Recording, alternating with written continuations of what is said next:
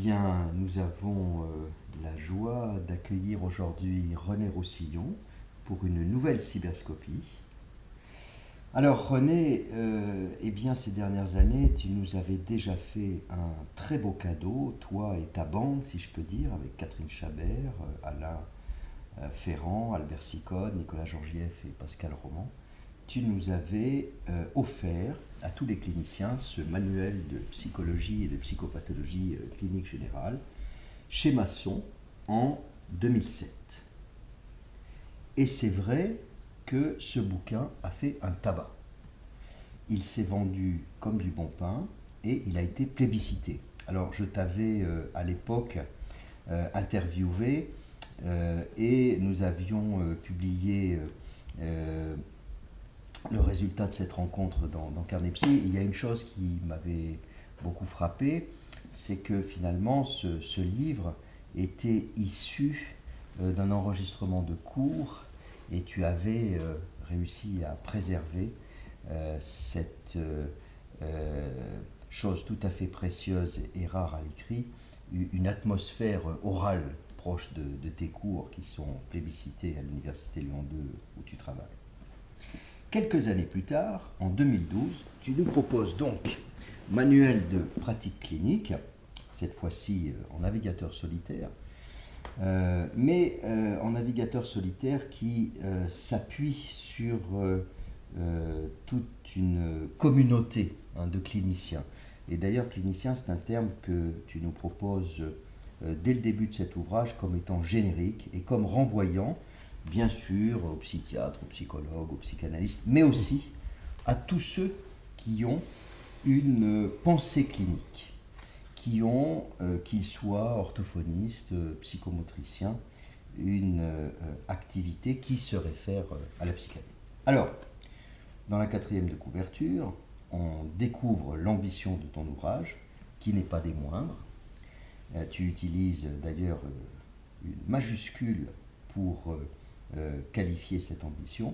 Il s'agit de définir la pratique clinique dans toutes les formes qu'elle adopte dans son ajustement aux situations et objets cliniques diversifiés.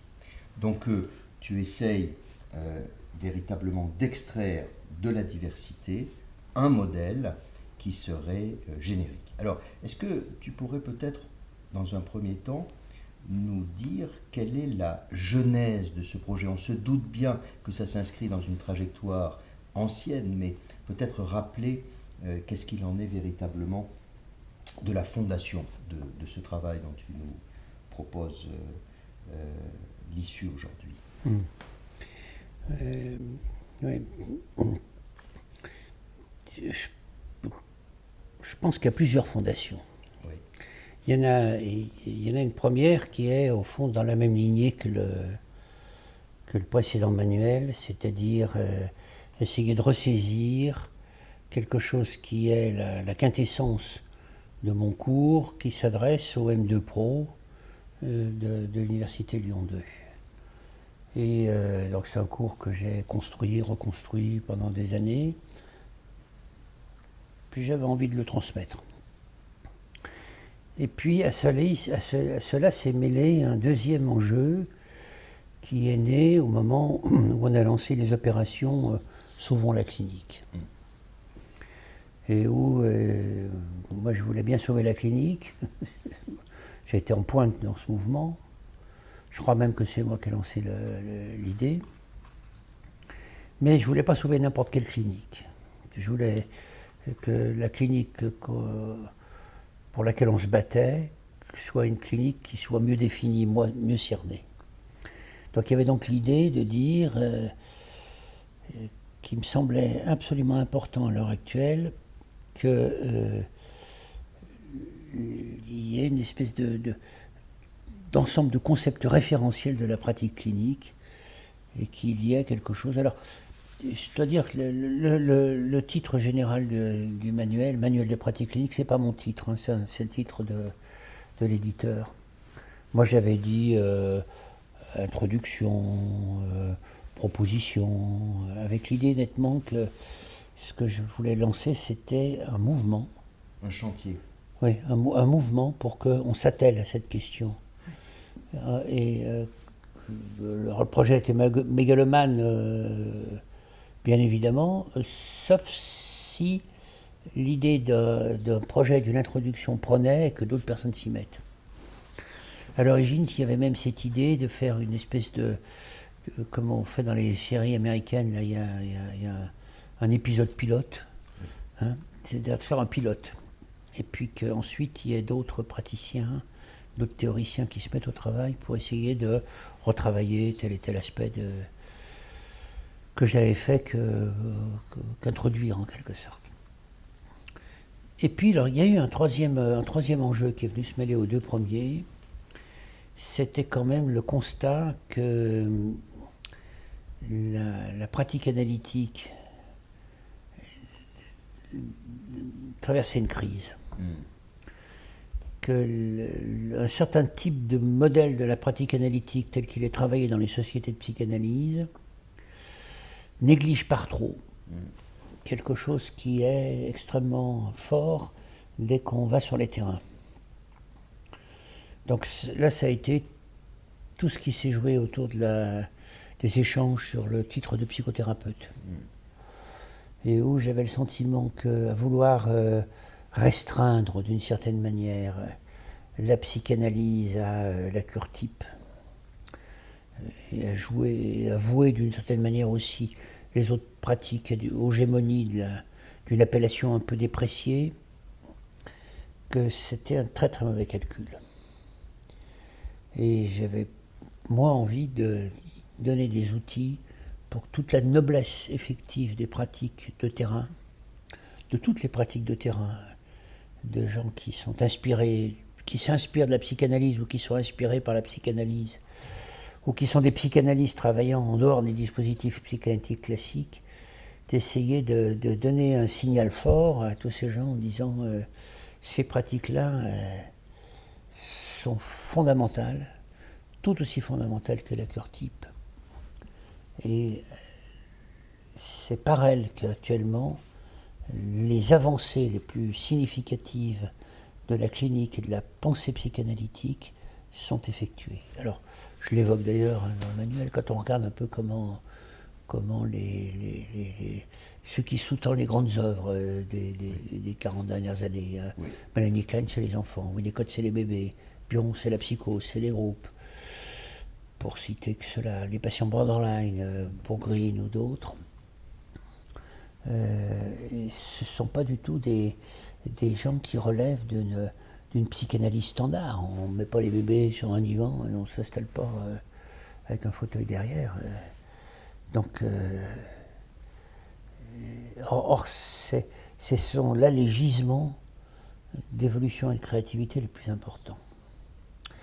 Alors, après, découlait de cette première réflexion sur le fait que une partie du potentiel créatif de la psychanalyse, c'était dans les extensions. J'ai oublié de dire les familles.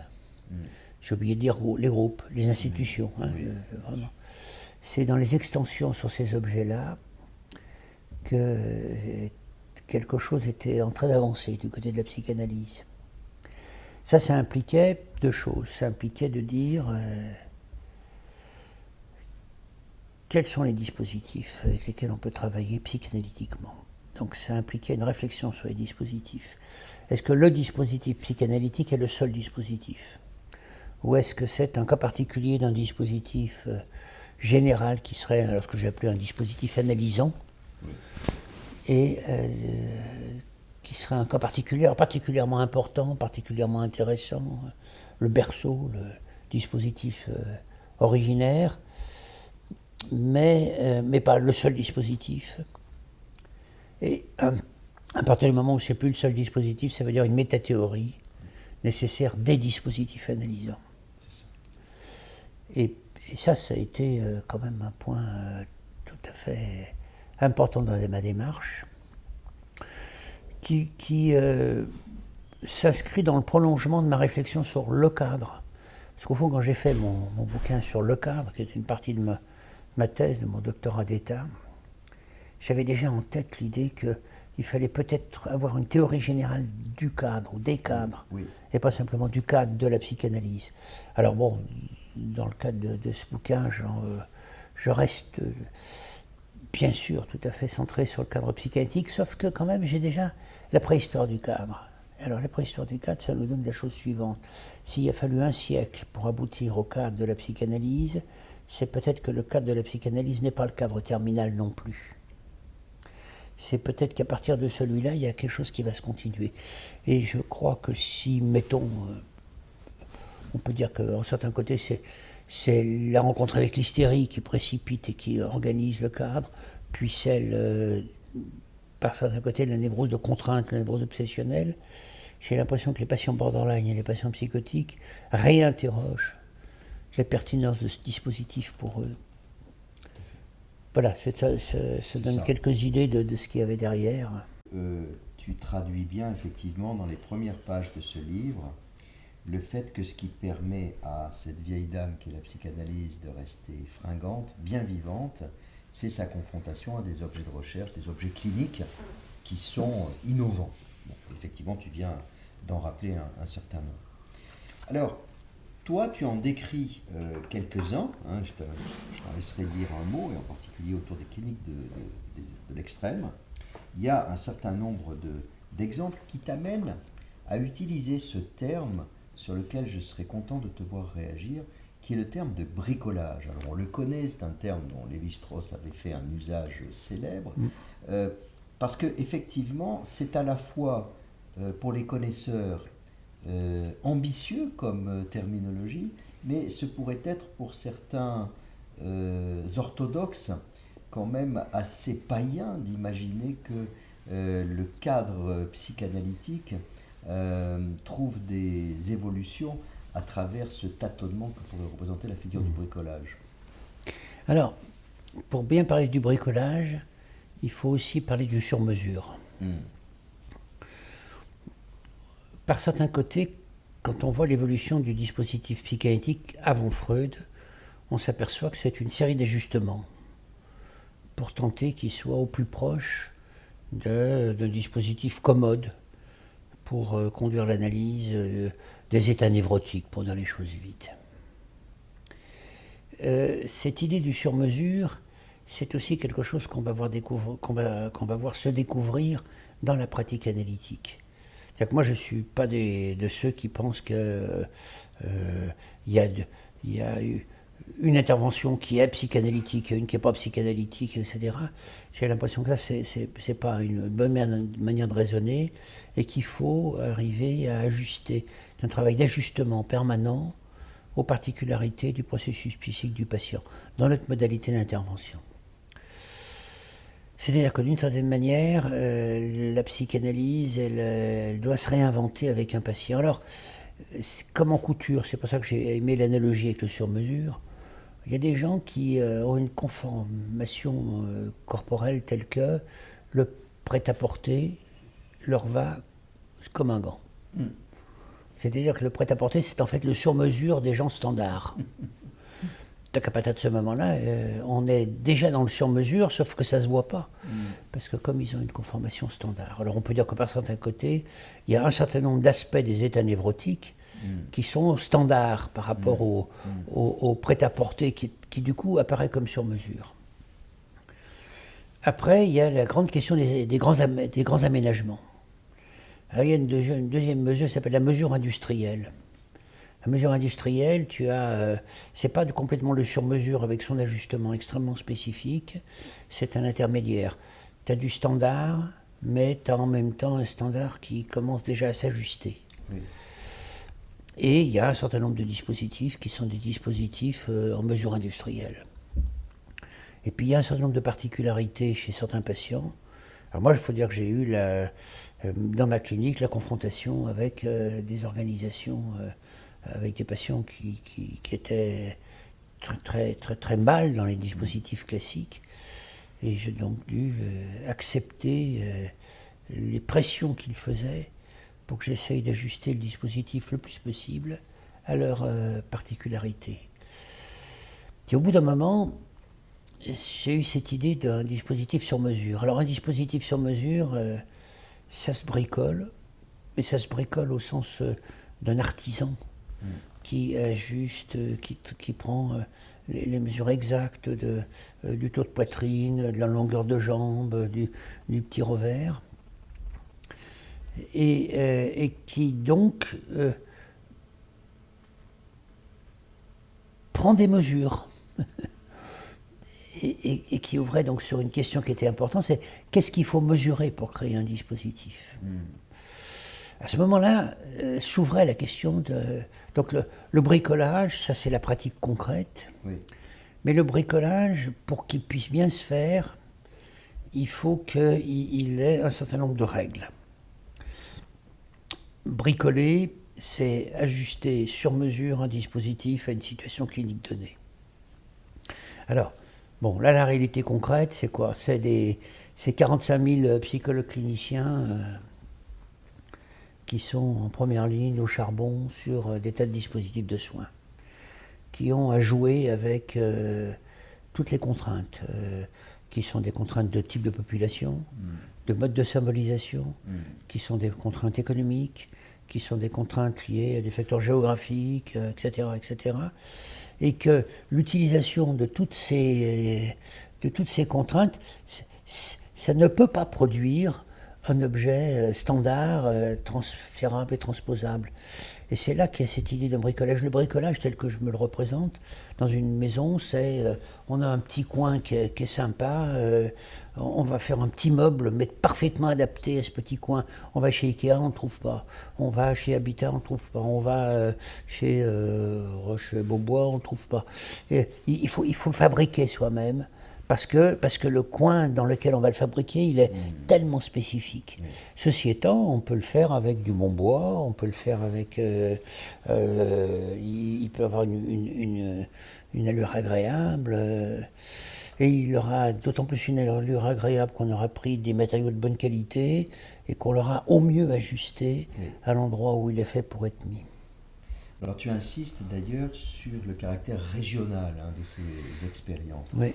Et c'est vrai que, pour le dire de façon quelque peu tonique, il y a une certaine portée transgressive dans ton propos. Parce que effectivement, tu n'envoies pas dire à un certain nombre de lieux didactiques habituels qu'ils sont guettés par un certain conformisme. C'est-à-dire qu'à être monothéiste, à se référer à un modèle, il risque de perdre de la pertinence à l'égard du local, à l'égard d'un certain nombre de problématiques qui sont, par exemple, celles d'un psychologue clinicien qui va travailler dans un univers extrêmement spécifique. Alors tu donnes des exemples extrêmes qui vont bien au-delà de ce qu'on a l'habitude de t'entendre évoquer avec les troubles narcissico-identitaires sévères. Par exemple, des cliniciens qui travaillent avec des squatteurs ou qui travaillent en se baladant dans les rues de Lyon parce qu'il n'est pas question de suspendre le mouvement avec tel ou tel individu qui suspendrait tout contact de la seconde où l'interlocuteur sous-entendrait qu'il va falloir s'arrêter et se poser. Oui. Alors, la démarche classique, c'est de dire, voilà, j'ai un dispositif, c'est le dispositif psychanalytique, et il a des indications. Oui. Donc quand on reçoit quelqu'un et qu'on fait métier de psychanalyse, on peut dire c'est une indication ou pas une indication de psychanalyse et proposer le dispositif standard. La logique de l'indication dit aussi il y a des non-indications. Alors les non-indications, par certains côtés, et ça s'entend bien dans les sociétés d'analyse, c'est pour ça que la question de savoir si c'est moi qui suis transgressif ou pas, c'est une vraie question. Ça consiste à dire, c'est pas une indication de psychanalyse, je l'ai pris en psychothérapie. Et alors quand on écoute la suite, on s'aperçoit que quand les gens prennent des patients en psychothérapie, c'est quand même assez souvent la porte ouverte, alors là c'est pas du bricolage, c'est la porte ouverte à une inspiration du moment, c'est-à-dire sans règles, sans... Et moi mon idée c'est que il y a des indications pour des types de dispositifs, Oui. c'est pas une non-indication pour un travail psychanalytique. Bien sûr. Mais que si on mobilise un autre dispositif, il faut le faire avec rigueur. Voilà.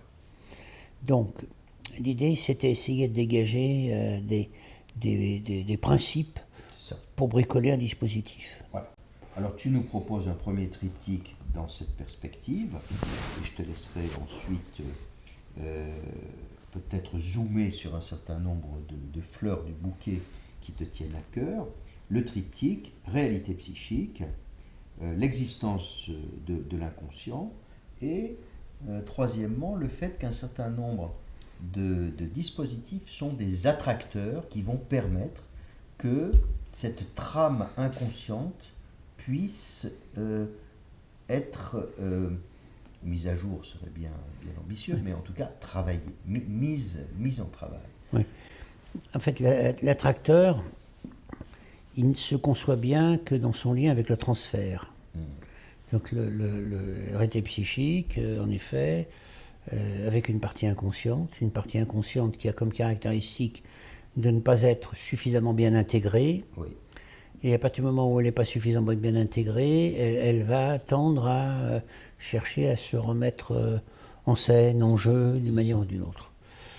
Et cette nouvelle réédition, en quelque sorte, cette tentative pour trouver une nouvelle manière de s'inscrire, c'est le processus fondamental qui est à l'origine du transfert pour moi.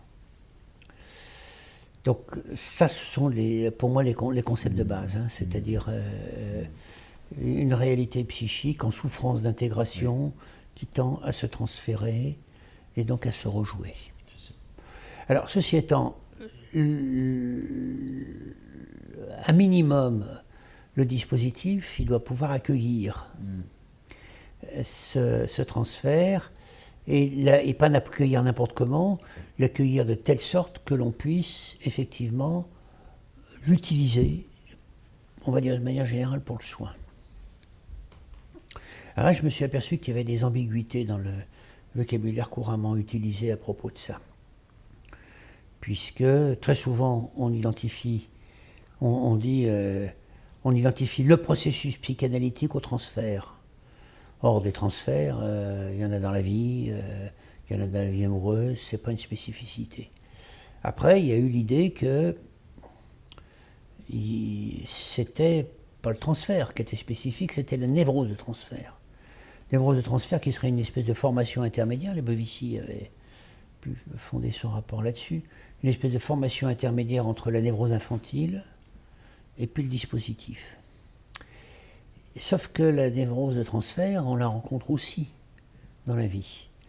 Alors c'est très très courant dans l'éducation nationale.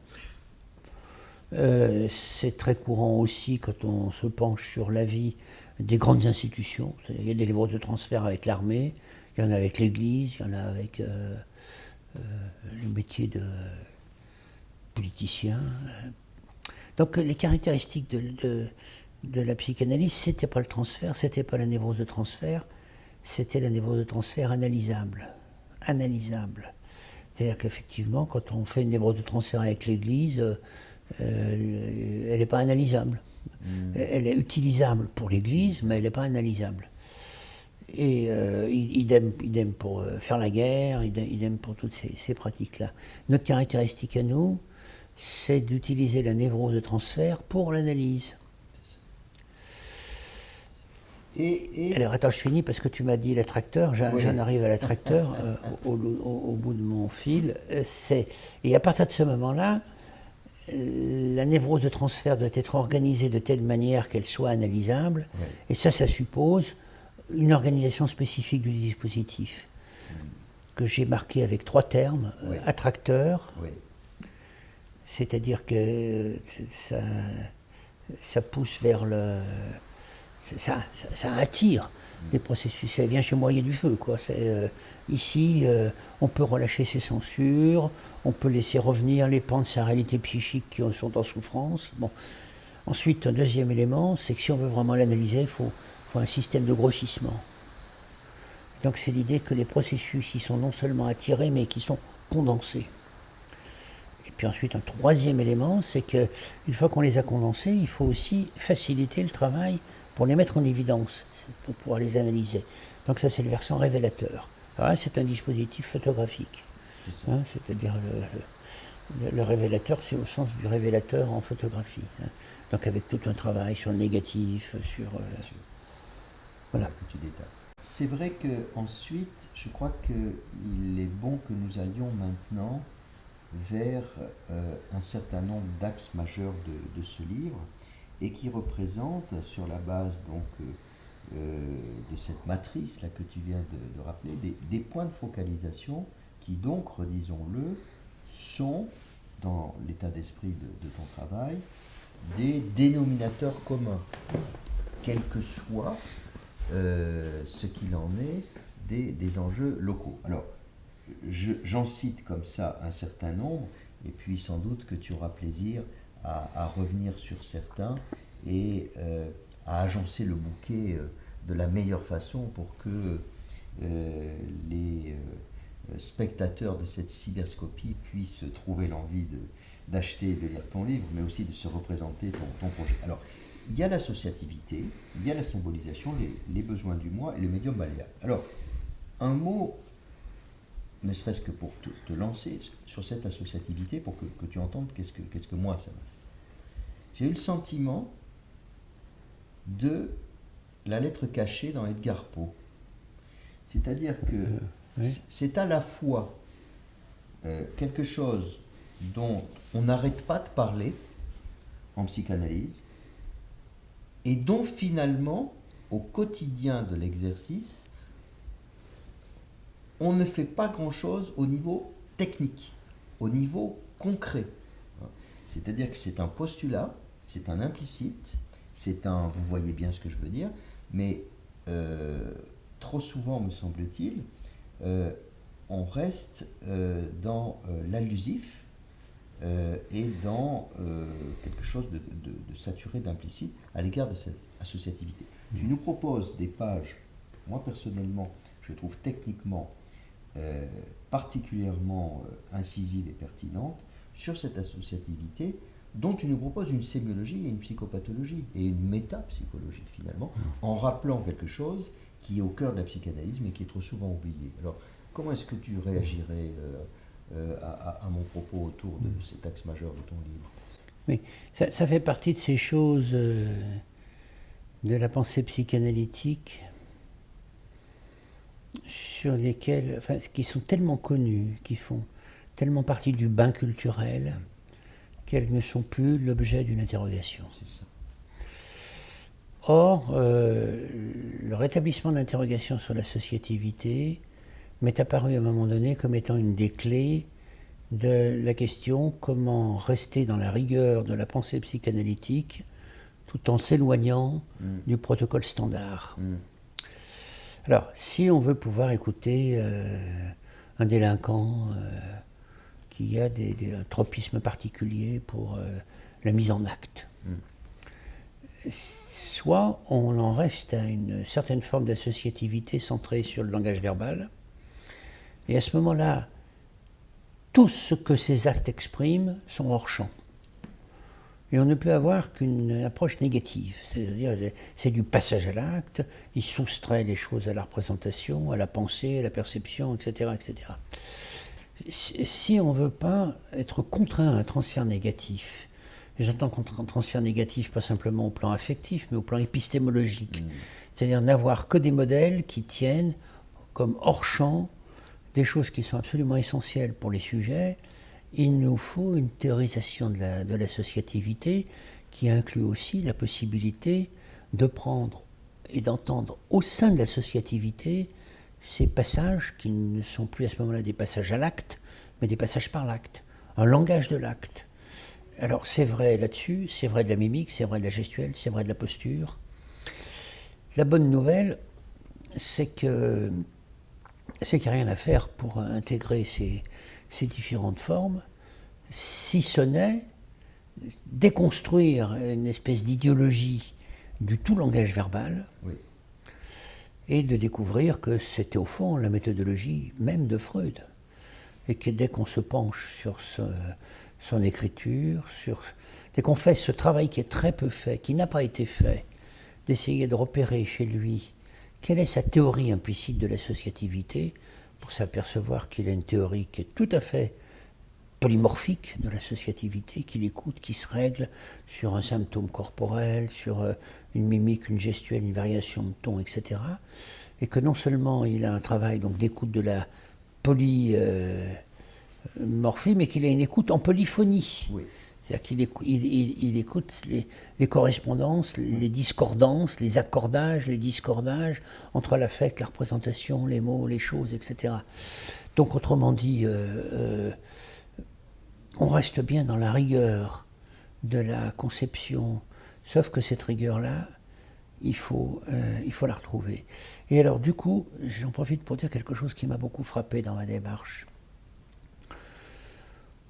J'ai une très très grande admiration pour Freud. Je n'ai pas d'idéalisation de Freud, de l'homme Freud, il était comme il était, mais le penseur m'impressionne beaucoup.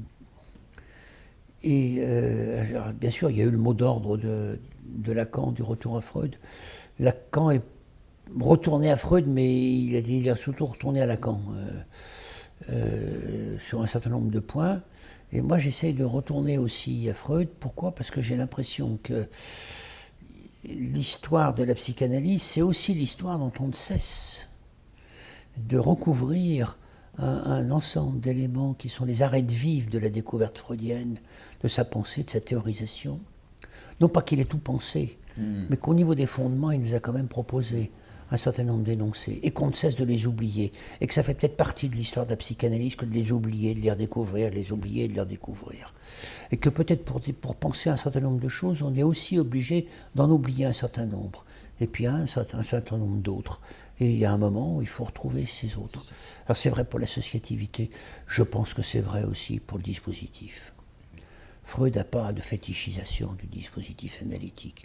Ça lui paraît être le dispositif le plus confortable, le plus commode, mais je suis bien persuadé que, d'ailleurs il le montre, il est aussi capable de faire de la psychanalyse en déambulant, Oui, à la montagne, en bateau.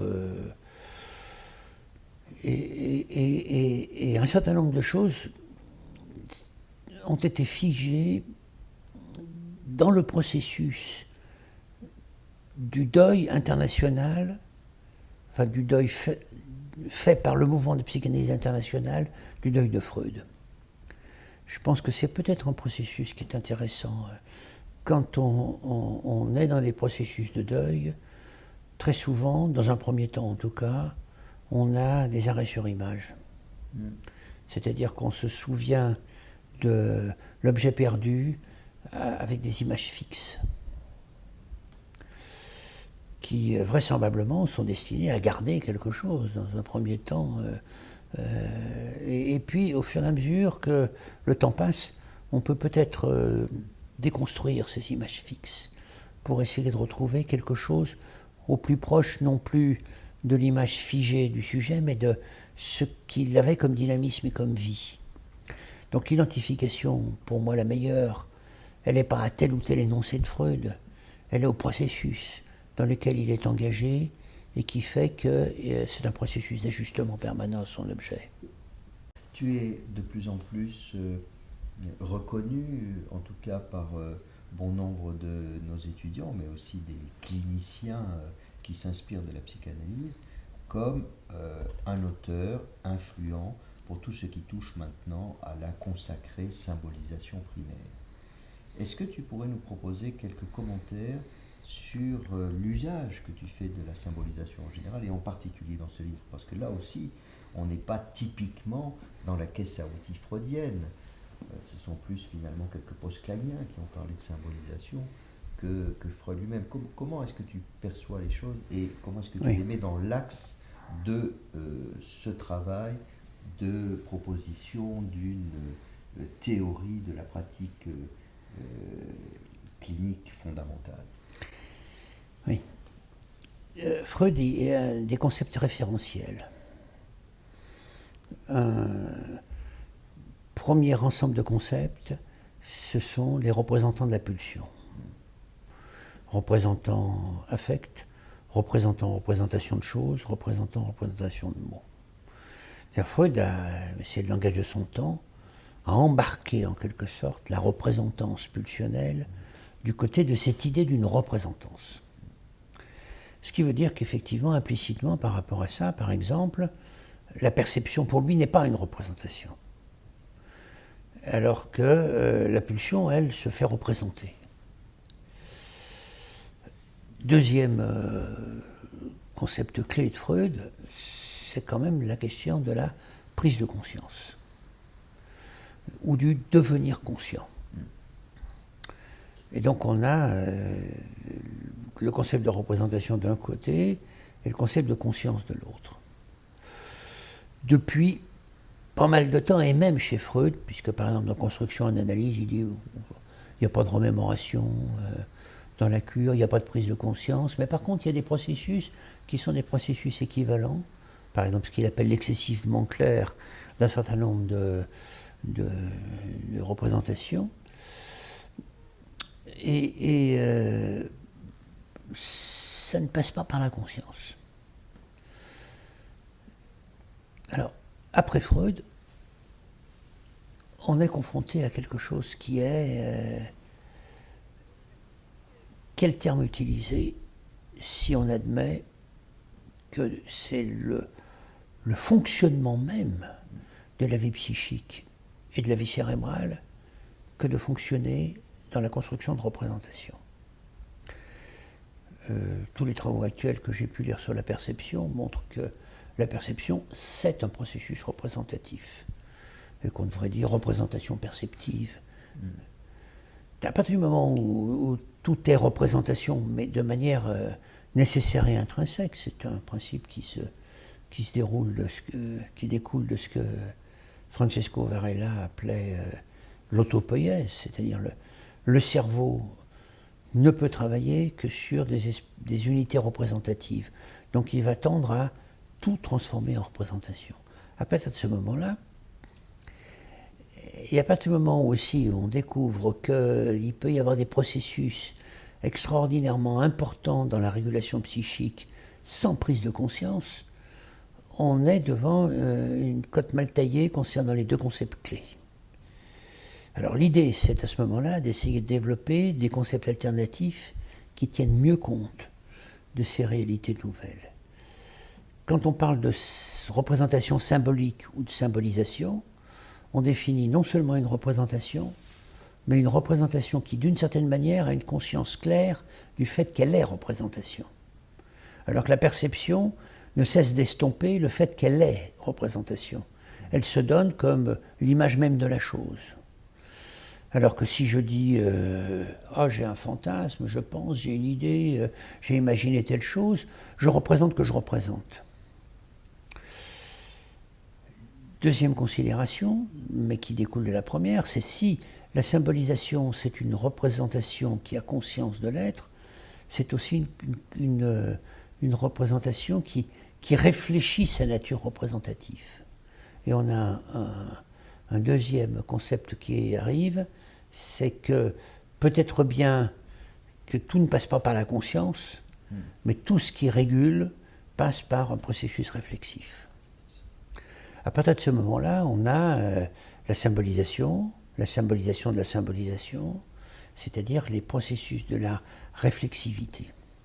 Je dois dire aussi que je trouve que c'est une idée qu'on n'a pas chez Freud et qui a surgi, on peut la dater en 1973, dans le livre de Green et de Deney qui s'appelle L'enfant de Sam, où les deux auteurs s'attellent à penser la psychose et découvrent que, à la suite de Bion, que c'est bien un problème qui concerne non pas les contenus psychiques, mais les processus et les contenants, que ce qui caractérise la psychose, c'est pas tant le déni de la réalité, c'est pas tant une abolition de la perception. Bon. beaucoup travaillé avec des patients psychotiques, ils ne se tapent pas dans les murs, ils ne se tapent pas dans les objets, ils perçoivent parfaitement que ce n'est pas ça le problème. Que le problème par contre auquel ils sont confrontés, c'est est-ce qu'ils traitent un certain nombre de leurs représentations comme des représentations subjectives, ou s'ils traitent un certain nombre de leurs représentations comme des perceptions objectives. Par exemple, les voix, pour prendre un exemple très très grossier, ne sont pas traitées comme des espèces de pensées internes du sujet, mais sont traitées comme effectivement des choses objectivement perçues, donc d'une certaine manière en dehors. Alors, tous ces éléments, donc on voit qu'il y a des éléments qui sont en tout cas très très branchés sur la clinique, poussent à une évolution des paradigmes et des formulations. Je trouvais personnellement que l'idée, alors bien sûr on a eu aussi en France toute l'importance du mouvement lacanien, du symbolique. Je trouvais que le terme était excellent, mais ce qui me gênait, c'était qu'il soit réifié, qui est le symbolique. Et dans la suite des propositions de Green, de Bion par certains côtés aussi, moi j'ai toujours été sensible à la nature processuelle des choses, au processus. Donc c'était pas le symbolique, mais la symbolisation, le procédé de symbolisation. Dernier point. Freud a beaucoup développé le concept de travail du rêve. Oui. Le concept de travail du rêve, je trouve que c'est un magnifique travail qui nous a laissé là, mais il suppose des sujets capables de rêver. Or là aussi, deuxième difficulté du concept, c'est que si on assimile une séance de psychanalyse à un rêve et à un travail de rêve, le travail de rêve c'est une activité narcissique. Il n'y a personne dans le rêve, il n'y a que le rêveur et son rêve. Ça ne nous permet pas de penser comment le psychanalyste s'insère dans ce travail-là. Donc on avait besoin, à mon sens, à la fois d'un concept qui inclut le travail du rêve, ou tout type de travail équivalent, même hors du rêve, et qui, en même temps, puisse permettre de penser le mode de présence, le mode d'intervention de l'analyste, ou du clinicien, pour reprendre le terme que j'aime bien. Alors, mais bon, ça fait des années que je travaille là-dessus, que je regarde comment ça se présente chez Freud.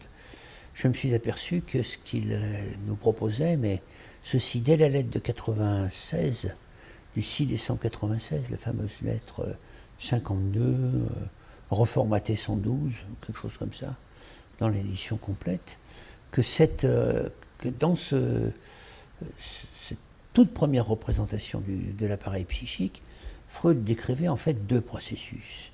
Un processus qui faisait passer de la transmutique perceptive à la représentation de choses inconscientes conceptuelles, et un deuxième processus qui faisait passer de la représentation de choses inconscientes, à la représentation de mots.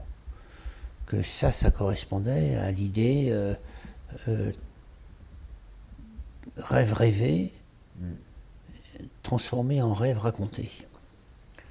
Mais qui avait le procédure de fabrication du rêve. Comme cas particulier d'un processus de fabrication d'une représentation symbolique. Alors là, je me suis dit que chez l'enfant qui joue, il y a un processus qui est du même ordre que chez un certain nombre de patients, chez les bébés, et de manière éveillée, il y a des processus de fabrication, en quelque sorte, de représentation, qu'il fallait trouver un nom là-dessus. Alors à la même époque, Anzieux avait travaillé les signifiants formels, qui étaient, à mon avis, des processus qui relevaient de ces formes émergentes de la symbolisation. Pierre Lanier, le concept de pictogramme, Monique Pignol-Douriez, trop peu cité, le concept de proto-représentation. Bion avait les idéogrammes. Tebinatan râlait contre Anzieux en disant non, c'est pas des signifiants, c'est des contenants formels. Roselato décrivait des signifiants de démarcation. Enfin, il y a eu pléthore de gens qui ont fourni des concepts que je trouve partiels d'un processus qui m'a semblé intéressant de décrire sous sa forme générale. Et on peut dire que sans trop le savoir, tous ces gens-là ont prolongé l'idée de Freud du travail, du rêve, pour décrire des formes du travail de symbolisation premier, tel qu'on le retrouve dans le rêve, mais tel qu'on le retrouve dans le jeu, mais tel qu'on le retrouve dans l'art, mais tel qu'on le retrouve à l'œuvre chez certains enfants autistes, chez certains patients psychotiques, et peut-être même chez tout un chacun. C'est ça. Et les dispositifs thérapeutiques qui mettent en scène ces attracteurs sont des tremplins de cette symbolisation, mais, et là je fais allusion à ce que j'ai senti comme extrêmement prévalent et surdéterminant dans tes théorisations ces dernières années, ton expérience, alors on dit maintenant intervision, parce que le terme de supervision a pris un petit coup dans l'aile, pour un certain nombre de raisons que peut-être tu vas avoir plaisir à nous expliquer, mais il me semble que dans ce travail de la réflexivité, tu as un pied bien sûr dans ta pratique de psychanalyste, de psychothérapeute, mais aussi de superviseur. Est-ce que je fais fausse route? Alors, je pense que c'est bien de ne pas dire superviseur. Pour des raisons qui sont liées à l'histoire. Donc en 91, je publie mon premier livre qui s'appelle Paradoxes et situations limites et qui est consacré en gros aux problématiques narcissiques et aux situations limites de la psychanalyse. Ce livre donne l'envie à des groupes de psychanalystes de se constituer pour réfléchir avec moi sur des cures de patients borderline, narcissiques, etc. Alors d'abord, c'est un côté artisanal et de bricolage.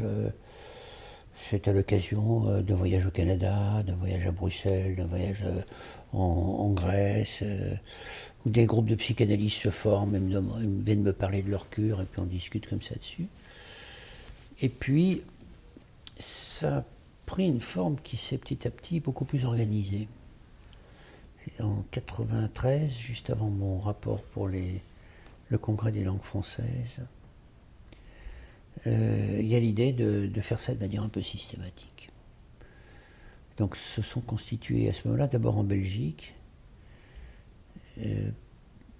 et en Suisse ensuite, mais très rapidement après, des groupes d'analystes qui n'étaient pas des gens, qui n'étaient pas des candidats à la formation, qui étaient des analystes voire chevronnés, mais qui se retrouvaient en but avec des difficultés cliniques considérables dans leur pratique, et qui avaient envie, avec un médiateur externe, de réfléchir ensemble à ces cures-là. Et puis ça a pris de l'ampleur, ça. Et ça a pris de l'ampleur au point que je me suis dit que c'était un vrai dispositif de recherche. Oui. Donc j'ai eu à un moment donné jusqu'à 11 ou 12 de ces groupes, comme ça, tous les mois. Des groupes qui sont des groupes de 7-8 analystes. 7, c'est le bon chiffre, je trouve. Et depuis 93, ça va bientôt faire 20 ans, on travaille comme ça. Alors, intérêt, si dans ma pratique analytique je fais quelques cures, là j'ai accès à un nombre considérable de cures. À partir de la difficulté, puisqu'au fond le critère, c'est que d'une certaine manière la cure est en panne, que l'analyste est en difficulté majeure dans cette cure-là. Et en effet, c'est bien de l'intervision, c'est-à-dire que la situation est présentée au groupe, c'est l'ensemble des membres du groupe qui réagit, qui intervient, et alors je ne peux pas dire que je supervise, mais j'accompagne cette réflexion. Et c'est un dispositif de recherche extraordinaire, parce que ça fait retravailler sous des cliniques différentes. Enfin, un des problèmes de la recherche en clinique, c'est un des problèmes de la monographie. Les monographies, c'est un extraordinaire outil pour creuser de manière extrêmement approfondie une problématique clinique très dans les détails. C'est irremplaçable. Mais l'ennui de la monographie, c'est qu'on ne sait jamais si on a mis le doigt sur un processus très spécifique de ce sujet-là, ou si ce qu'on a commencé à extraire a valeur beaucoup plus générale. Si on fait 50 monographies, d'un seul coup, on s'aperçoit qu'un certain nombre de choses qui ont été décrites à propos de telle cure valent aussi dans d'autres, et qu'un certain nombre d'autres choses ne valent que dans celle-là. Donc,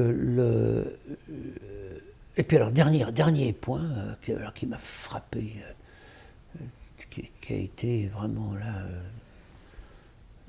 un point de départ de réflexion bouleversant par certains côtés, quand j'ai vu les résultats qu'avait ce travail sur les cures des patients. D'un seul coup, je me suis dit, mais pourquoi est-ce qu'on pense que la psychanalyse doit être une pratique purement individuelle? Pourquoi est-ce que ce mode de travail n'est pas systématisé? Parce que c'est quand même fichtrement efficace. Je ne veux pas donner de chiffres exacts, mais par exemple, depuis bientôt 20 ans, on a sur 200 cures à peu près, au moins, qui ont été travaillées en détail, on a un échec franc. Et puis une cure qui s'est terminée moyen. Tout le reste des cas, le travail a débloqué, le travail analytique. Ça fait réfléchir, alors ça fait réfléchir aussi sur quelque chose d'autre. Ça sera quelque chose qu'on est en train de travailler avec Anne Brun. C'est l'idée qu'il y a une réticence suspecte dans le monde de la psychanalyse à l'égard de la question de l'évaluation. Il est bien clair que s'il s'agit d'être évalué par des critères extrinsèques à la psychanalyse, on n'est pas d'accord. Et les tentatives que j'ai vues poindre, y compris au sein de l'IPA, c'était des tentatives de validation suivant les grandes modalités de validation générale, etc. etc. Mais il n'empêche que ce qu'on constate concrètement dans la pratique à partir d'un groupe comme ça, c'est que toutes les hypothèses ne se valent pas. C'est que toutes les manières de travailler ne se valent pas. C'est que tous les concepts utilisés ne se valent pas, et qu'il y en a je m'excuse, mais qui sont faux. Et qui sont néanmoins transmis par les sociétés d'analyse comme si c'était du pain blanc. Donc ça veut dire qu'il y a des formes traditionnelles de pratiquer la psychanalyse qui sont, à mon avis, largement inadéquates et qui continuent d'être transmises. Et peut-être que ça vaudrait le coup qu'on ait un peu d'évaluation de la pertinence de certaines manières de travailler. Je lisais il n'y a pas très longtemps un article de Régine Pratt sur l'interprétation en psychothérapie d'enfants, qui est sorti dans la revue française. Oui. Ce que montre Régine Pratt, c'est que ce qui est enseigné encore dans les psychothérapies d'enfants, c'est-à-dire interpréter le pipi, le caca, le zizi, machin, un truc, pour une praticienne qui a une grosse expérience de la psychothérapie d'enfants, pratiquement elle ne les utilise plus. Et elle considère même que c'est pas très pertinent de les utiliser. Qu'elle a développé donc d'autres modes d'intervention. C'est quand même un constat implicite que quelque chose qui reste très, très, très en vigueur dans la formation de base des psychothérapeutes d'enfants est vraisemblablement inadapté. Alors inadapté aux enfants de maintenant, mais peut-être d'une manière générale inadapté au travail.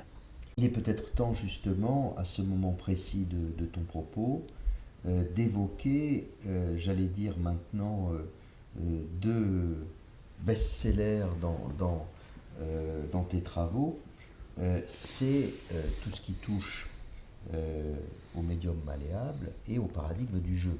Alors là aussi, sans doute, comme avec la transitionnalité en son temps, il y a des risques de bouteille à l'encre et de bonne à tout faire et de mots valises, hein, c'est-à-dire de saturation de nouveau d'implicite. Le médium malléable, vous voyez ce que je veux dire, et puis on ne dit rien, et puis on passe au point suivant.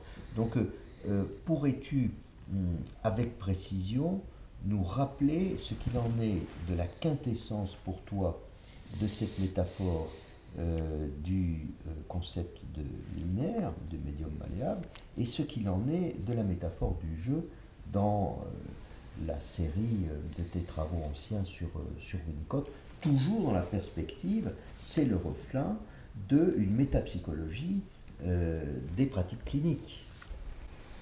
Parce que c'est ça finalement que tu nous proposes, c'est une métapsychologie des pratiques cliniques. Hein. À un moment donné, tu frôles l'intitulé, tu n'utilises pas. Peut-être qu'on peut y aller carrément maintenant. Oui. Alors, le jeu.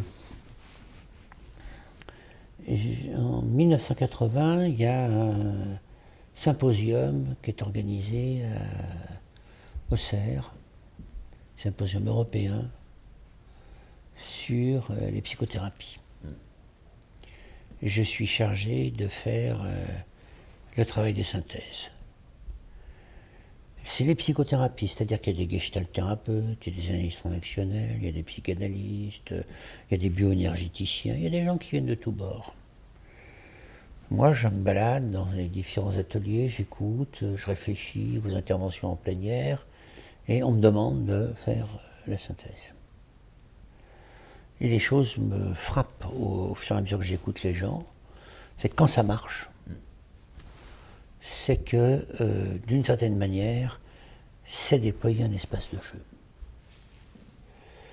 Donc je fais mon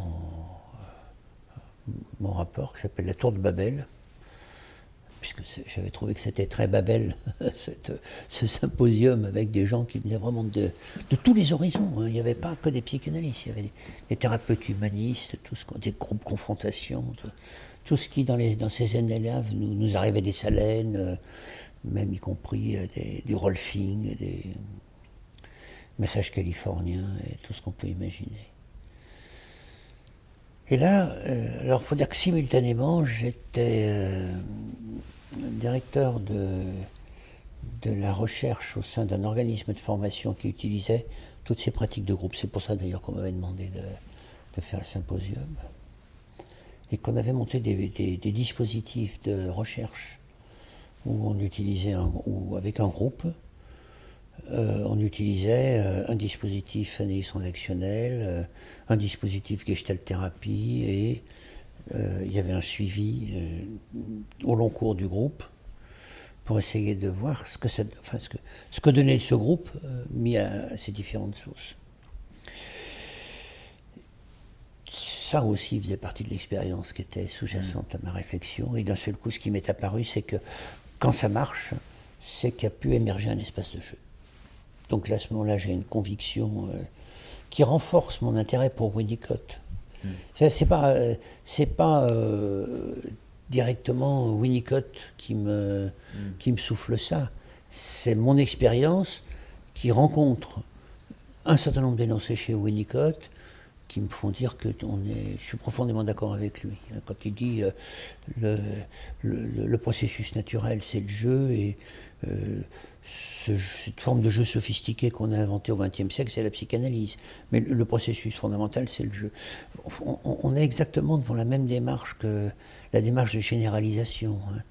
Moi, je suis persuadé que l'espace de soins, l'espace psy, c'est une sophistication de processus qui existent naturellement dans les rencontres humaines. Simplement, là, on va spécialiser, peaufiner. Les attracteurs. Voilà, c'est ça. Ouais. Mais que, donc, le jeu, à ce moment-là, si le jeu, si le jeu et le rêve sont les systèmes par lesquels les humains se soignent, nous, on va développer des manières spécifiques de pouvoir remettre en jeu ce qui a arrêté de jouer dans la vie de sujet. Alors j'étais un gosse très joueur, moi, un ado aussi très joueur. Donc vraisemblablement, et mes composantes personnelles aussi, j'ai dû beaucoup me soigner par le jeu, moi aussi sûrement. Donc j'avais quelques raisons de penser que c'était comme ça que ça fonctionnait. Voilà pour le jeu. Et puis alors, le médium malléable. Alors, médium malléable, d'abord, ça s'enracine dans une cure, dans des cures. Mais en particulier, donc, toute ma réflexion de la fin des...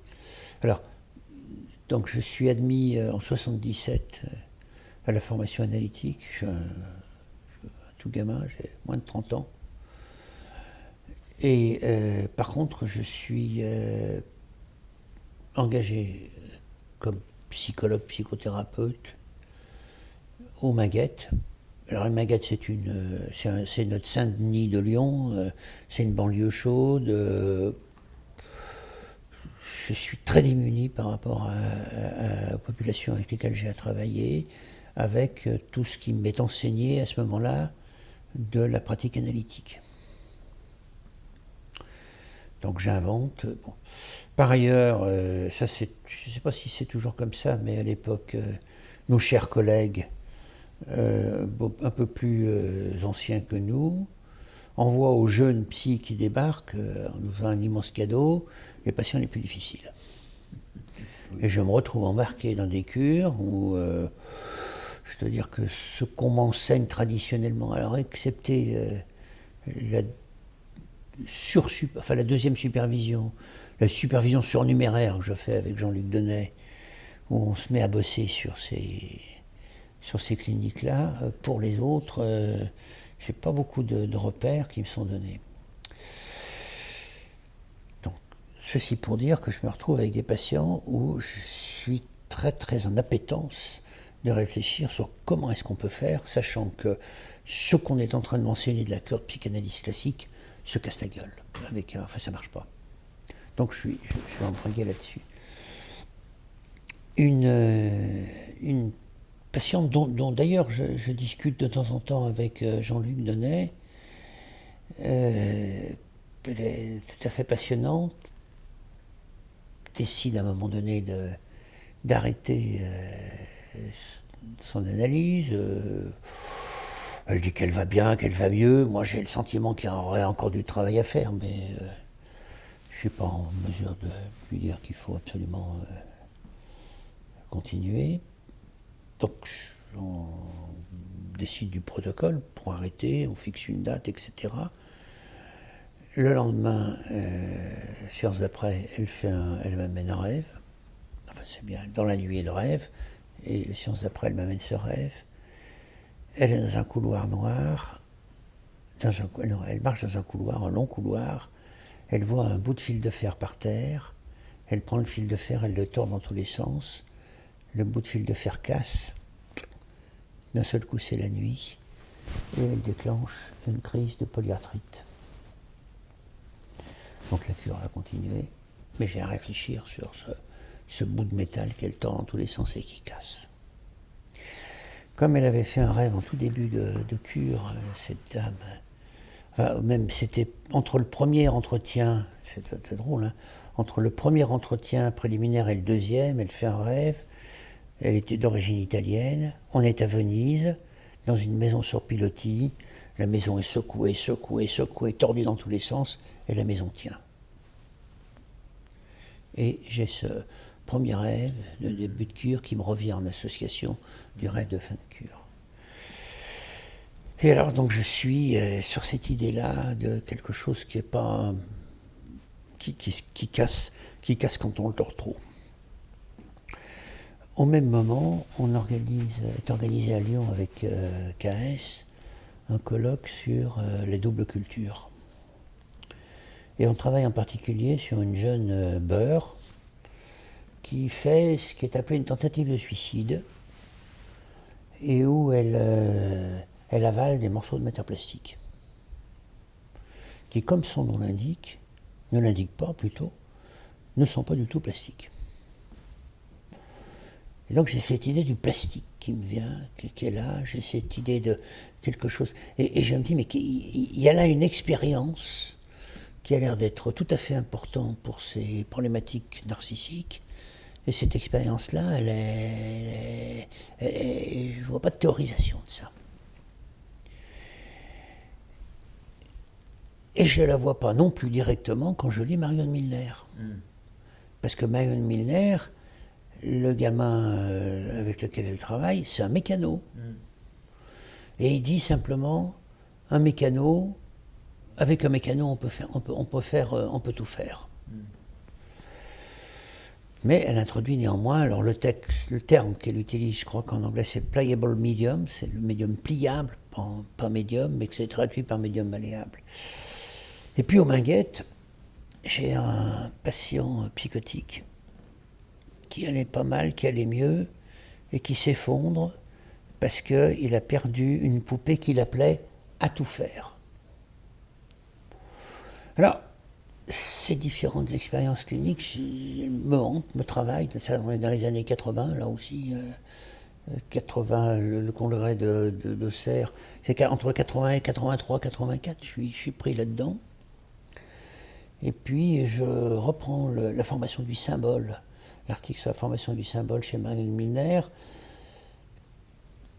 Alain Ferrand est en train de travailler sur l'emprise. Il parle de l'appareil d'emprise. J'ai l'impression, parce que je travaille aussi beaucoup avec lui, que l'idée d'un appareil d'emprise main, œil, bouche, que plus on a de l'emprise, plus on a besoin d'emprise sur les objets externes, moins ça veut dire qu'on a de l'emprise sur... Et de fil en aiguille, petit à petit, je me dis qu'il faut pouvoir avoir de l'emprise sur une matière interne. Une matière interne médium malléable. Et donc petit à petit, donc là, mon article sur le médium malléable, le premier, sort dans ce contexte-là. C'est-à-dire avec l'idée, donc il s'appelle le médium malléable et la pulsion d'emprise. Et il travaille sur l'emprise interne qui est donnée par l'idée d'un objet interne médium malléable, qui est lui-même un dérivé. Et puis ensuite, je m'aperçois que ça a une fonction tout à fait importante dans le processus de symbolisation, et que ce médium malléable hérite des propriétés ou n'hérite pas des propriétés. Par exemple, la jeune beurre a un père totalement rigide. Et la matière plastique qu'elle avale est une matière plastique rigide. En lisant d'un peu près le cas de Marion Milner, ce que Marion Milner ne repère pas, je vois qu'il utilise un mécano, mais qu'on a tout lieu de penser qu'il a eu des soins maternels mécaniques. Aucun lien fait par Marion Milner, mais moi je l'ai fait, ces liens. Et je me dis, mais au fond, le type de médium qu'on utilise est porteur de la trace de ce qui s'est passé dans la relation première avec l'objet. Et puis voilà comment petit à petit le médium malléable se constitue et se crée. Et puis ensuite, j'ai cette idée tout à fait importante, parce que, donc j'évoquais tout à l'heure la symbolisation de la symbolisation, j'ai cette idée tout à fait importante depuis un bout de temps, qui manque quelque chose au concept de Green de représentation de la représentation. Je finis juste là-dessus. C'est que le concept de représentation de la représentation chez Green l'entend, en gros, sans plus le préciser. Et moi, je me dis, mais il y a une représentation de la représentation secondaire, du style j'imagine, je pense, je rêve. Et comment ça se passe au niveau primaire? Et il y a là quelque chose qui a commencé déjà à beaucoup me travailler, c'est comment font les bébés, comment font les enfants, pour symboliser qui symbolisent, pour se représenter qui représente. Comment ils font pour faire semblant? Ça vient d'où le faire semblant chez les enfants?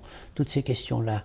Et à ce moment-là me vient l'idée que le médium malléable, c'est le représentant chose de la représentation. Et donc il y a une expérience tout à fait passionnante que font les enfants quand ils jouent, par exemple avec de la pâte à modeler, c'est qu'ils découvrent à partir de la pâte à modeler que la pâte à modeler, c'est un objet pour symboliser, et c'est un objet qui symbolise rien, et qui, parce qu'il symbolise rien, peut symboliser tout, à tout faire. Avec un mécano, on peut tout faire. Voilà. Donc, autrement dit, ça vient se tricoter avec la symbolisation primaire, ça vient se tricoter avec toute la clinique sur laquelle je continue de me frotter dans ces années-là. Alors, pour que le mécano ait toutes ces pièces, il serait sans doute important que tu puisses nous dire quelque chose sur les besoins du moi.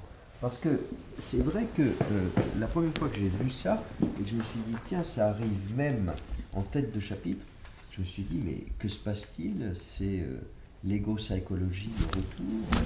Qu'est-ce que c'est cette mise en exergue du moi? Et puis bon, bien sûr, tu vas nous expliquer de quoi il retourne, mais c'est pas dans l'air du temps de mettre ce bon vieux chef d'orchestre en avant, le moi. Et là, dans l'architecture de ton ouvrage, c'est un des fils rouges importants. Oui. Alors, d'abord, c'est un concept de Winnicott. Oui. Le problème avec un certain nombre de concepts de Winnicott, c'est qu'il nous les livre et il nous montre un peu comment ça marche, mais il ne les définit pas et il ne les théorise pas tellement. Donc j'étais avec ce concept que je trouvais intéressant, puis savoir qu'en faire. Et puis le deuxième point, c'est que j'étais aussi dans ma démarche de dire il faut travailler sur mesure. Puis j'ai posé la question bête, c'est et qu'est-ce qu'on mesure? Qu'est-ce qu'il faut mesurer quand on met sur pied un dispositif? Alors l'idée qui m'est arrivée à ce moment-là, c'est de dire, on mesure, il faut que le dispositif apporte au sujet ce dont il a besoin. Pourquoi faire? Pour faire son travail de symbolisation. Et à ce moment-là, les besoins du moi sont apparus comme étant ce dont le sujet a besoin pour faire le travail de symbolisation qui lui incombe. Donc c'est logique à ce moment-là de dire que ce qu'il faut mesurer, c'est les besoins du moi. Et l'idée aussi, c'est qu'il faut fournir au sujet actuellement ce dont il a trop manqué historiquement pour pouvoir faire son travail de symbolisation qui fait que celui-ci a été en panne. Par exemple, les psychologues cliniciens, les psychiatres, les psychanalystes sur le terrain ont très souvent été carencés dans leurs besoins du moi d'un livre qui fait la métapsychologie des dispositifs. Non, c'est un peu élogieux de te le dire comme ça. Oui, je ne sais pas s'ils sont en tout cas ils ont été carencés par un travail qui reconnaisse la difficulté et leur donne des repères pour ça. Et que ce travail, effectivement, il faut qu'il soit en cours. Alors, là où on est là où on est loin de l'égo-psychologie, c'est que là, il n'est pas question du tout de sphère libre de conflit, de quoi que ce soit. C'est un travail de métabolisation de l'activité pulsionnelle. Et c'est de quoi il y a besoin pour faire cette métabolisation. Là où c'est très articulé avec le médium malléable. Parce qu'au fur et à mesure que j'ai travaillé sur le médium malléable, j'ai essayé de penser les propriétés du médium malléable. Si le médium malléable, c'est l'objet qui symbolise la symbolisation, quelles sont les propriétés d'un objet qui symbolise la symbolisation?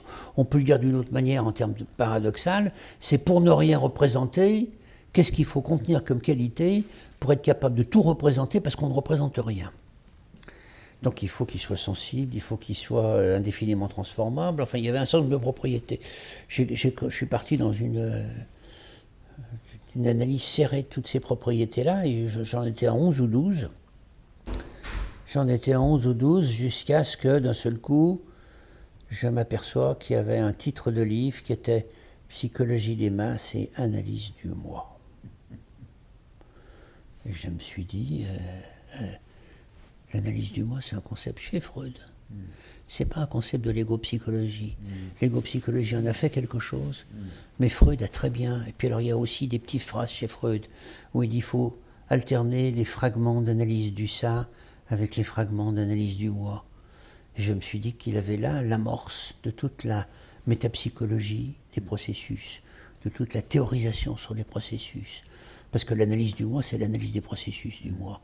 C'est aussi l'analyse des expériences qui sont cruciales dans la construction et dans la formation du moi. À partir de ce moment-là, Lacan avait beau dire tout ce qu'il voulait, les gens avaient beau dire tout ce qu'ils voulaient, moi je me trouvais suffisamment fondé pour m'engager sur le concept de besoin du moi. Mais on peut dire besoin psychique, moi je ne vois pas d'inconvénient. On peut dire besoin du travail de symbolisation, je n'y vois pas d'inconvénient. Mais comme j'avais aussi repris, parce que le moi chez Roussillon, c'est le ich de Freud. Hein. C'est le moi sujet, c'est le moi en tant que sujet. C'est wo es war, soll ich werden, c'est le ich de ce ich-là, c'est-à-dire le sujet de l'appropriation subjective. Oui. Donc c'est le devenir moi, l'appropriation. À partir de ce moment-là, moi j'étais plus gêné. Alors dernier point aussi, qui est lié à la formation des psychologues. Ça c'est une idée bête, mais que je renie pas complètement.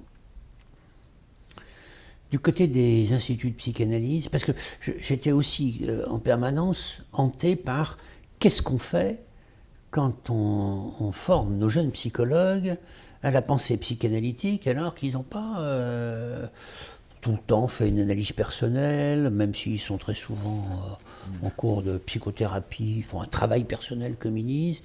Qu'est-ce qu'on fait quand on leur transmet cet idéal-là ? Et où est-ce qu'on est en porte-à-faux aussi par rapport à... Parce qu'on voyait aussi les effets délétères de cette formation, avec des étudiants qui faisaient le silence psychanalytique classique, avec... Bon, on voyait que c'était des catastrophes. Une scène terrifiante de psy cliniciens qui accueillent des enfants autistes et qui les font asseoir au moment de l'accueil sur une chaise en disant qu'ils ne quittent pas la chaise tous les jours tant qu'ils ne sont pas clairs sur leurs désirs. Les gamins, ils peuvent passer la journée. Alors cette question du désir, je trouvais qu'elle était avec, surtout quand c'était écrit avec un grand D en plus.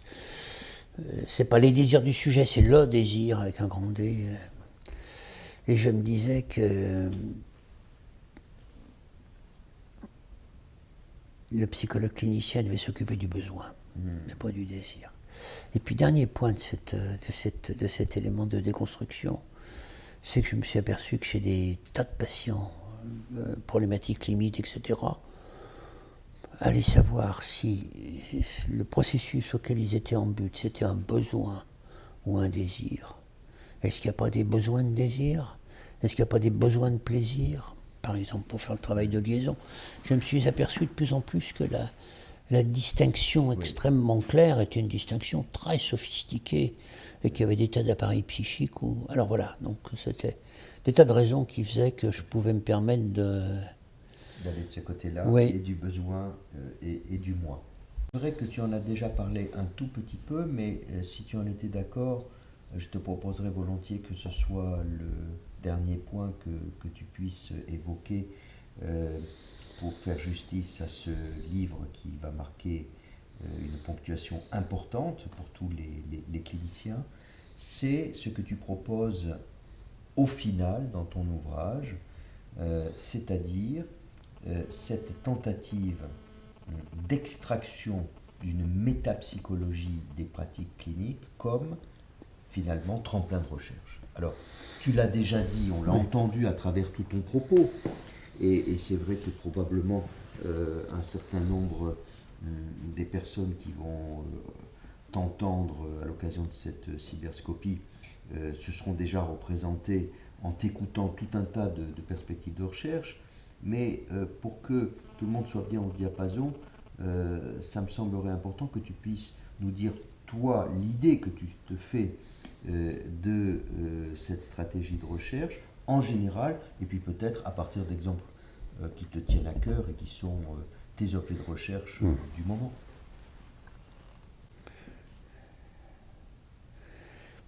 Il y a une blague qui court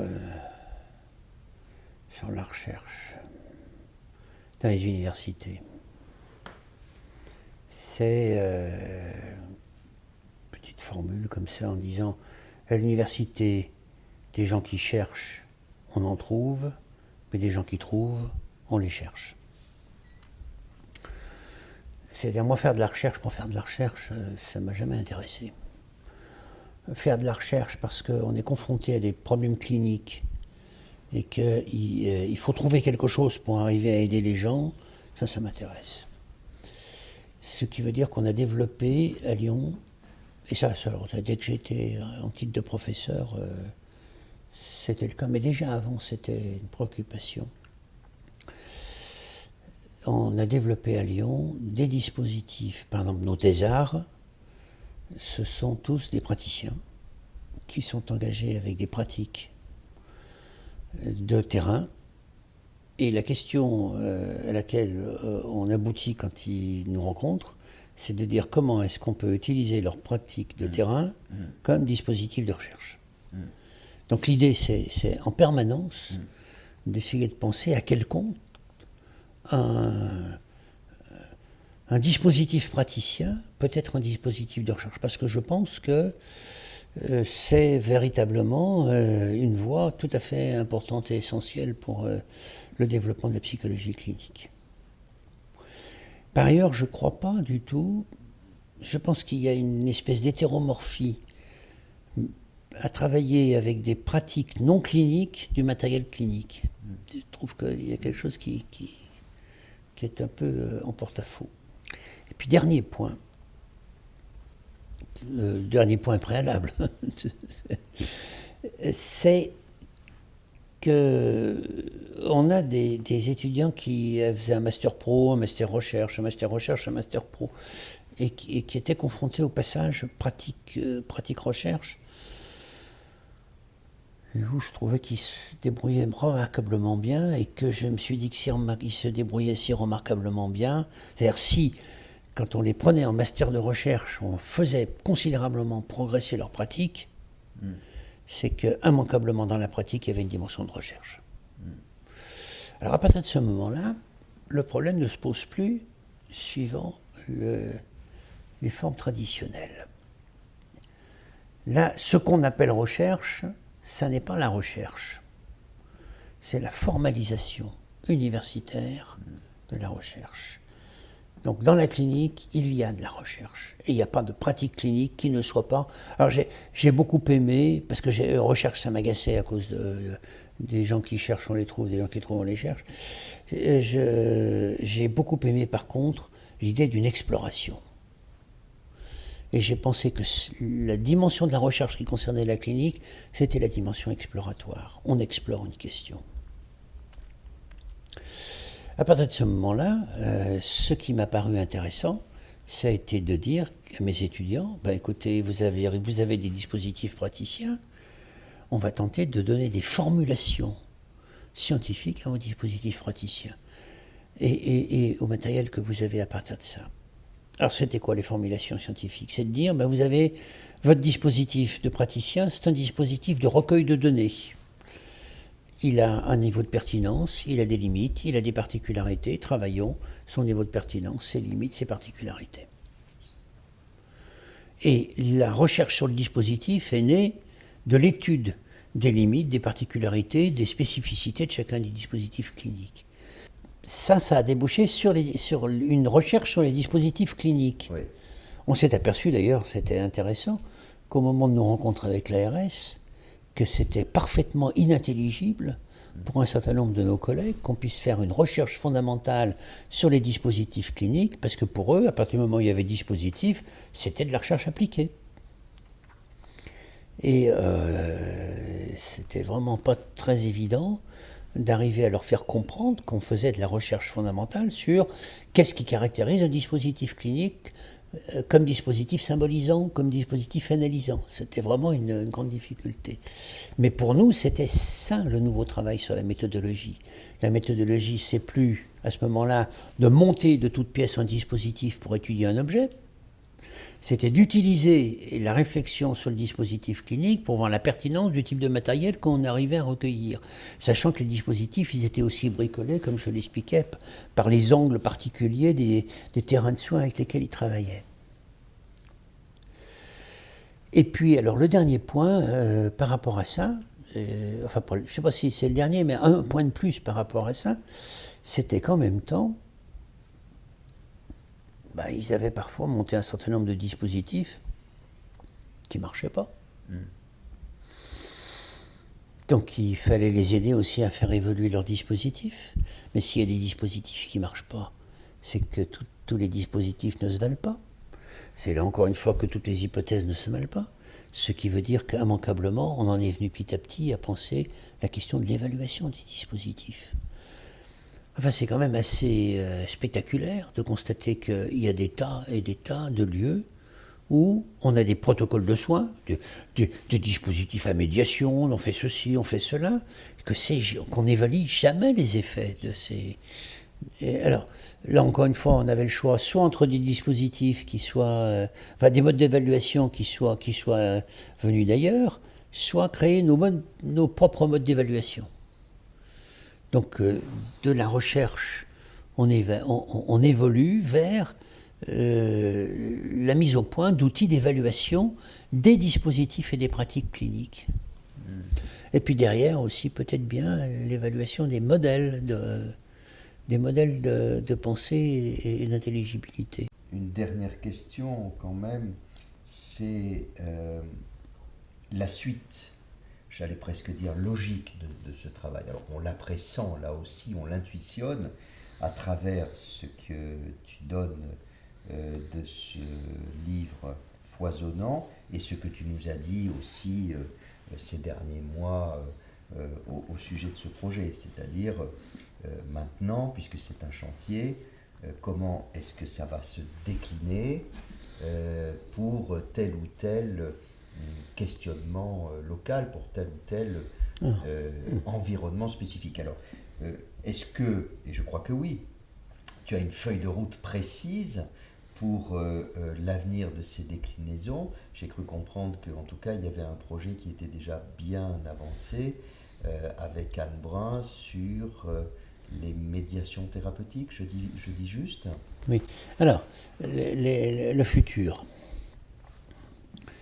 Le futur, il est que... C'est pour ça que je rappelais que moi, je n'avais pas donné comme titre manuel de pratique clinique. Mais que j'avais vraiment conscience qu'on était à l'aube d'un travail et qu'il allait falloir continuer et reprendre même ces projets-là dans 15 ans pour voir où on en était. L'idée, ça va être de susciter des travaux pour essayer de penser les pratiques cliniques un peu dans cette optique-là, mais spécifiques. Par exemple, pratique clinique avec les enfants sourds, pratique clinique avec les bébés sourds, mères entendantes. Par exemple, pratique clinique auprès de la périnatalité. Par exemple, pratique clinique auprès de... Qu'est-ce qu'il y a d'autre qui est en cours actuellement? Les pratiques de la douleur. Des pratiques cliniques auprès d'adolescents utilisant les médiations du virtuel. Donc ça, c'est travail de Magali Ravi dans les prisons. Donc on va décliner. Là, on a la théorie générale. Après, comment on bricole un dispositif dans une prison? Comment on bricole un dispositif dans un lieu qui accueille des enfants qui n'ont pas eu l'audition, qui l'ont perdu. Voilà, ça on décline ça. Et puis ensuite, bien sûr, ce que tu évoques. Alors ce que tu évoques, ça je crois quand même que moi j'ai à cœur, je suis psychanalyste, c'est incontestable, et j'en suis très content, mais je suis aussi professeur de psychologie clinique. Je ne serai peut-être pas éternellement, mais en tout cas pour l'instant, ça a été une grosse partie de mon activité. Je disais tout à l'heure, il y a combien 40 000 praticiens en France. Plus de langue française en Europe. Il faut aider ces praticiens à continuer de réfléchir dans quoi ils sont engagés. Les pratiques auprès de l'autisme, auprès de la psychose, auprès de la grande délinquance, c'est des pratiques difficiles, et c'est des pratiques sur lesquelles soit il y a une confiscation sur le modèle art-thérapie, avec un certain nombre de caractéristiques qui, à mon avis, ne sont pas cliniques, ou bien alors c'est l'aventure d'un praticien, et et avec toutes ces difficultés. Et puis par ailleurs, quand est-ce que c'est intéressant de faire un groupe écriture? Quand est-ce que c'est intéressant de faire un groupe masque? Quand est-ce que c'est intéressant de faire un groupe théâtre? C'est-à-dire, ça c'est le premier travail qu'on a commencé à faire avec Anne et Bernard Chouvier, c'est de faire une espèce de théorie générale de la problématique de la médiation et de l'utilisation de la médiation. Autrement dit, c'est un contrepoint de ce livre-là. C'est mon projet de prochain livre personnel, c'est de faire une somme sur le médium malléable pour penser à la fois quelque chose qui me paraît essentiel dans la pratique psychanalytique et en même temps quelque chose qui me paraît essentiel dans les pratiques à médiation.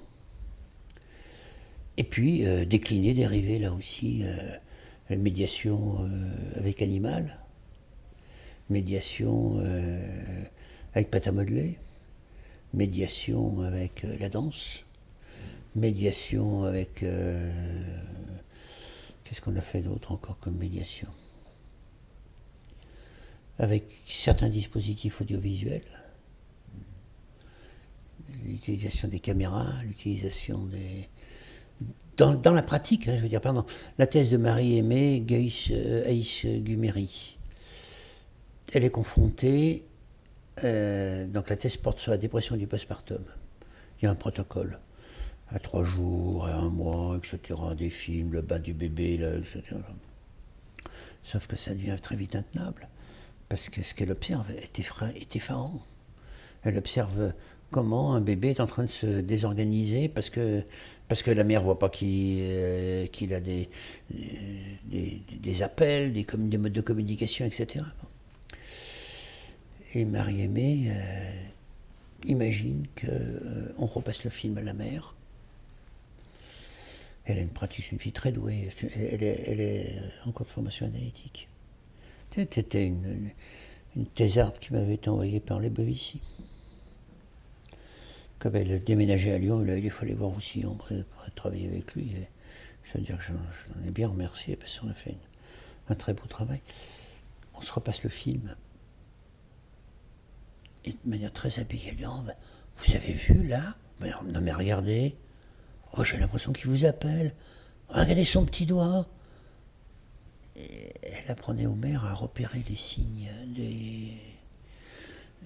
alors voilà, une pratique comme ça. Et alors, tout à fait passionnant, parce que ça a très mauvaise presse dans les pratiques.